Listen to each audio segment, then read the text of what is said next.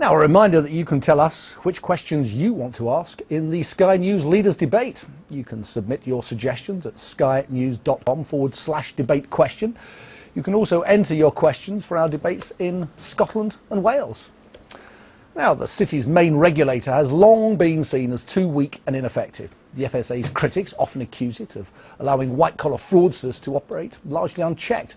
But in recent months, the watchdog has started to bark and bite. A series of dawn raids last week saw 7 arrests, with employees from some of the city's top firms, including Deutsche Bank and BNP Paribas, being collared. That came just weeks after Malcolm Calvert, a former partner at the elite broking firm Cazenove, was sentenced to nearly 2 years in jail for his part in an insider trading scam. To chew this over, I'm joined now by Michael McKee, a partner at the city legal firm DLA Piper. Michael, nice to see you. Thanks for coming in. Those swoops last week, if I can use that term, were pretty dramatic. And yet we've been talking about insider dealing in the city for years and years, at least 25 years. Is it still rife? I think you're right. We've been talking about it for a long time.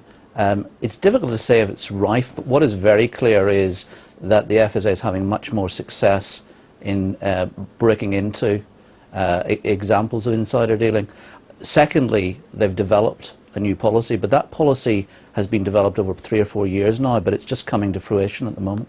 Tell us about that development, because for many years there were very few successful prosecutions for insider dealing, and I always wondered, was that because there wasn't really the will or simply a lack of proof? I think it's a bit of both. I think the first thing to say is that further back in time, in the 80s and 90s, the FSA had no responsibility for this. Then the responsibility was with other parties, particularly the Department of Trade and Industry, as it then was. And I think there was a great difficulty in getting information, not least because there wasn't an integrated regulator or an integrated set of information. That was the first problem. The second problem is, of course, this is all done behind doors, quiet words here and there, usually with little evidence left behind. So both of those things have created real problems in the past. I think we'd like to know, what is insider dealing? How close to the bone does it have to be? A former bank director once told me that he feared going down the pub on a Friday night and sitting there with the pint, telling his barman, "Oh, it was a terrible week at work, shocking week for my bank," lest the publican then ran out the next day and started selling shares. Is it as tough as that now?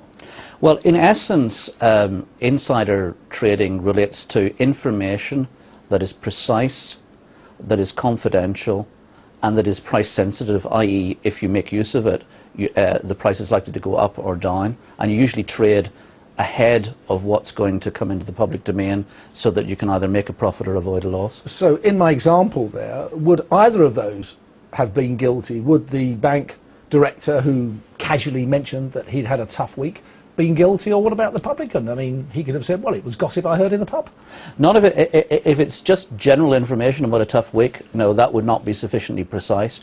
But if you said our results are coming out on Friday and they're going to show a big loss, that will be sufficiently precise typically. It would have been illegal to trade on that. Would it have been illegal for the bank director to have said that? Yes, it would, because there is a second offence of what is called tipping off. So if you tell somebody about that, even if you don't profit yourself, that is still a criminal offence. In your view, is London better or worse regulated than other rival markets, Tokyo, New York?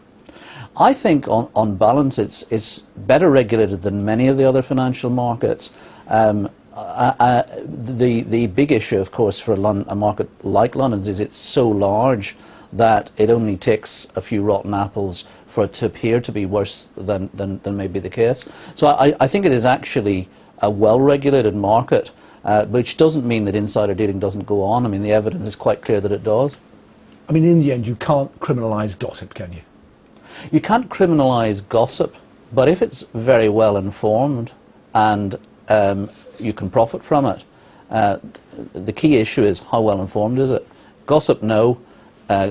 Definite information, yes, you can criminalise that. It's a very fine line. Michael Yes. McKee, many thanks for coming in. We really appreciate it. Now, today's